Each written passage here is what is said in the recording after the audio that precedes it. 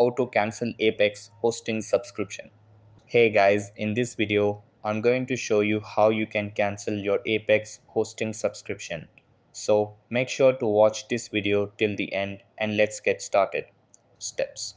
So in order to cancel your Apex hosting subscription, you have to follow these steps. Step 1. Cancel any PayPal subscriptions that are active by going to your PayPal account. Step 2. Go to the WHMCS billing area at billing.apexminecrafthosting.com to request the cancellation. Step 3. Understand that the cancellation can be processed immediately or at the end of the billing period.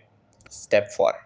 Ensure that you cancel any active PayPal subscriptions through your PayPal account, as Apex Hosting is not responsible for unintended payments.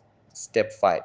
Know that cancellation requests are not refund requests. If you are eligible for a refund, you need to submit a formal refund request within the 7-day refund period. So that's how you can cancel your Apex hosting subscription. That's all for this video.